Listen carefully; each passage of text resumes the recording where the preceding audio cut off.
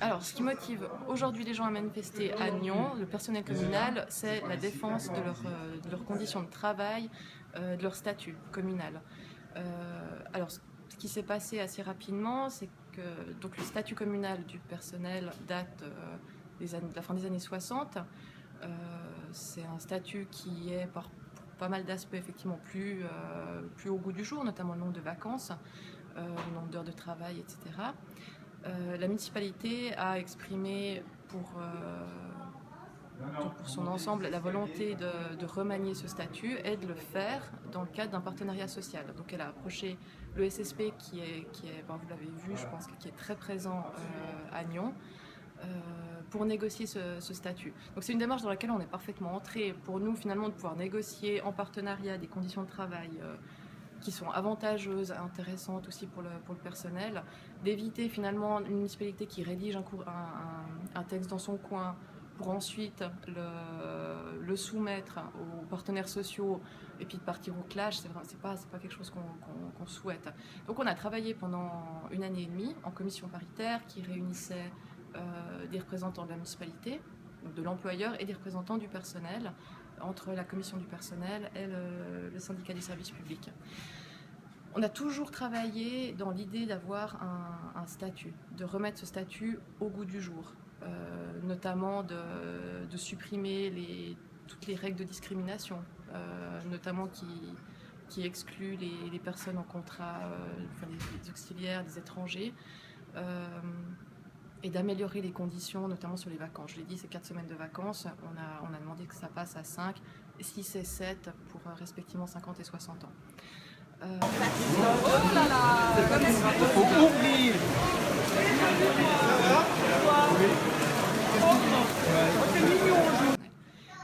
Arrivé en juin, les choses commencent à se brouiller, les interventions en commission paritaire sont un peu houleuses, on ne comprend plus ce qui se passe et les séances sont annulées et on a une rupture des négociations unilatérales. Au motif, on le sait, on l'entend, mais on écrit pour avoir des précisions et on nous confirme finalement juste avant l'AG, mardi, par un courrier envoyé à l'ensemble du personnel, que la municipalité, tout en exprimant bien entendu sa volonté de favoriser le personnel, a décidé de renoncer au statut pour un règlement. Donc voilà, nous ce qu'on condamne, c'est ce revirement qui est inacceptable. Je prendrai un petit moment après pour vous expliquer en quoi c'est problématique, mais c'est aussi la manière de faire. Parce que pendant 1 an et demi, le personnel s'est réuni, a répondu à nos AG. On a eu des AG qui réunissaient une centaine de personnes. On en a eu 150 mardi dernier, ce qui est assez exceptionnel quand même. On a eu un groupe de travail très complet qui représentait tous les secteurs. Donc des gens qui venaient le soir pendant des séances de 2, 3, 4 heures sur leur temps libre pour s'investir. Et d'un coup, la municipalité qui balaie tout ça en disant « on a prévu un règlement unilatéral, on vous le présentera en temps voulu ». Donc voilà, ça c'est la grogne du moment. Maintenant, peut-être la différence entre un statut et un règlement, j'aimerais bien le préciser. La municipale peut clamer qu'elle propose un règlement de statut public, de droit public et non pas de droit privé, mais ça revient au même. Dans un statut, si vous avez des droits qui sont les droits, enfin les principes administratifs, du droit administratif, vous avez le droit d'être entendu, vous avez le droit de connaître les faits qui vous sont reprochés et de vous défendre.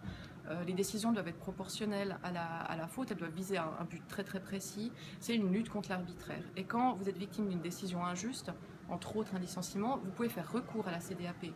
Et cette cour, si elle reconnaît la pertinence de votre recours, elle vous réintègre, elle annule la décision. C'est un vrai droit de recours.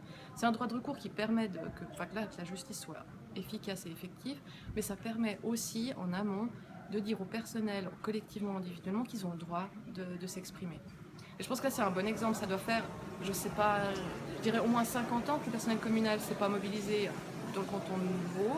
À Nyon, ça fait très très longtemps, donc je ne pense pas qu'on peut reprocher à ce personnel communal de manifester pour un rien.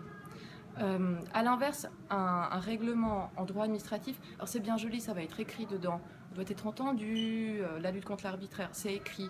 Mais concrètement, le jour où vous avez un travailleur qui a été licencié parce que voilà, il a 55 ans, il coûte trop cher, on a envie de changer, ou parce qu'on est dans une période d'austérité qu'il faut finalement qu'on veut s'en débarrasser ou qui ne plaît pas à son chef de service, qui ne plaît pas à sa municipale, il va aller au prud'homme. Puis au prud'homme, on va lui dire effectivement, vous êtes victime d'un licenciement abusif, au sens des droits, des très beaux droits qui sont marqués dans le règlement, mais on ne va pas vous réintégrer. Parce que le tribunal des prud'hommes donne des indemnités qui permettent surtout de ne pas être pénalisé au chômage, mais ce tribunal n'a pas la possibilité de vous réintégrer. Donc voilà, c'est ça la grosse différence.